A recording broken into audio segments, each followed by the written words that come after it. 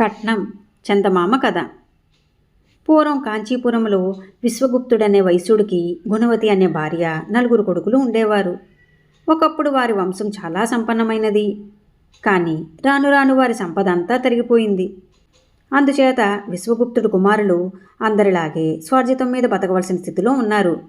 వారిలో పెద్దవాడు రామగుప్తుడు మాత్రమే బుద్ధిమంతుడు. మిగిలిన 3 వట్టి అప్రయోజకులు. కొడుకులు ఇంకా చిన్నవాళ్ళగా ఉండగానే విశ్వగుప్తుడు చనిపోయాడు. తరువాత గుణవతే పిల్లలను పెంచి పెద్ద చేసింది. రామగుప్తుడికి తగిన కన్యను తెచ్చి గుణవతే పెళ్లి చేసింది. ఎందుకైనా పనికి వచ్చేది రామగుప్తుడేనని ఆమెకు తెలుసు. కొంతకాలానికి రామగుప్తుడికి ఒక కుమార్తె కలిగింది. ఆ పిల్లకు వసుమతి అని పేరు పెట్టుకున్నారు. వసుమతి చిన్నపిల్లగా ఉండగానే గుణవతికి జబ్బు చేసింది. మందులేమీ పనిచేయలేదు. అందుచేత ఆమె తనకు కాలం సమీపించిందనుకుని తన పెద్ద కొడుకు కోసం కబురు చేసింది. రామగుప్తుడు తల్లి వద్దకు వచ్చాడు. తమ అన్న కోసం తల్లి కబురు చేసిన సంగతి రామగుప్తుడి తమ్ముళ్లకు తెలిసింది. తమ తల్లి ఎక్కడో డబ్బు దాచి ఉంచిందని, ఆ రహస్యం తమ అన్నతో చెప్పబోతున్నదని అనుమానించి వాళ్ళు కూడా వచ్చి చాటున పొంచి ఉండి తమ తల్లి తమ అన్నతో చెప్పే మాటలన్నీ ఆలకించారు.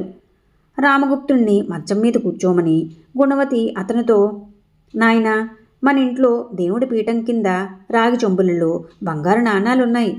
కానీ వాటిని తాకరాదు. అది వరకు మన వంశంలో కొందరు వాటిని తవ్వి తీయ ప్రయత్నించారు. వాళ్ళు వాటిని తీయలేకపోగా దారుణమైన అపాయాలు గురయ్యారు. అందుచేత నువ్వెన్నడూ వాటి జోలికి వెళ్ళకు.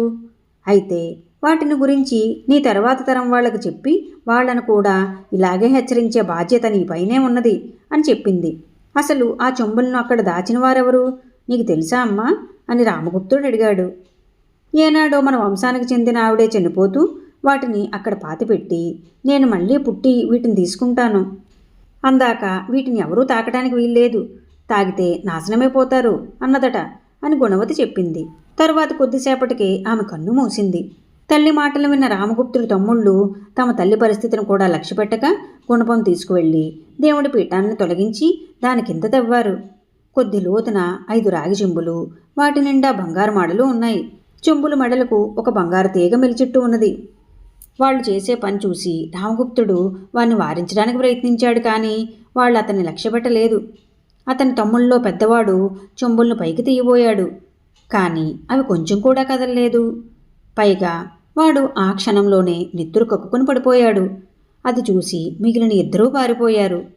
రామగుప్తుడు ఆ చెంబుల మీద తిరిగి మట్టి కప్పి దేవుడి పీఠాన్ని యథాస్థానంలో ఉంచాడు. 7 గడిచిపోయాయి. వసుమతి పెద్దదైంది. ఆమె అపరూప లావణ్యవతిగా తయారైంది. రామగుప్తుడు తన కుమార్తెకు తగిన వరుడి కోసం వెతకటం ఆరంభించాడు. నిజంగా వసుమతికి తగిన వరుణ్ణి సంపాదించాలంటే కట్నం కింద చాలా ఇవ్వాలి. కానీ రామగుప్తుడి వద్ద అంత ధనం లేదు. ఒకనాడు వసుమతి నీళ్లు తేవడానికి కంపానదికి వెళ్ళి అక్కడ ఒక యువకుడిని చూసింది. అతను గుర్రం మీద సవారే వస్తున్నాడు. అతన్ని చూసి వసుమతి ఎంత అందంగా ఉన్నాడు అనుకుంది.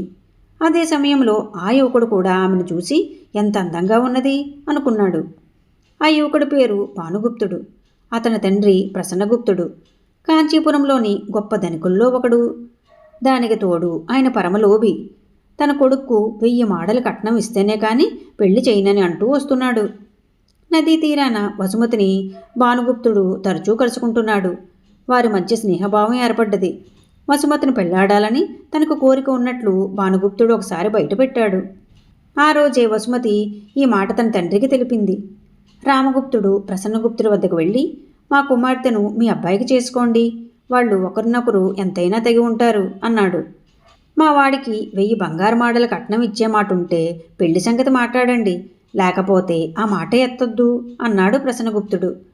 రామగుప్తుడు హతాశుడై ఇంటికి తిరిగి వచ్చి తన కుమార్తెకు జరిగింది చెప్పాడు. ఆ రాత్రి వసుమతికి కలలో రాగి చెంబులు, వాటి నిండా ఉన్న బంగారు మాడలు కనిపించాయి. అవి దేవుడి పీఠం కింద ఉన్నట్లు ఆమె చూసింది. కానీ ఆ కలను ఆమె అంతగా పట్టించుకోలేదు. అయితే అదే కల ప్రతి రాత్రి రాసాగింది. అందుచేత ఆమె ఒకనాడు తన తండ్రితో, నాన్న, దేవుడి పీఠం కింద 5 రాగి చెంబులలో బంగారం ఆడలున్నట్లు నాకు రోజూ కల వస్తున్నది. ఇది నిజమా అని అడిగింది. ఆ మాట విని రామగుప్తుడు ఆదురుకుని, అమ్మా, నువ్వు కలలో చూసిన చెంబులు నిజమే కానీ వాటిని మర్చిపో.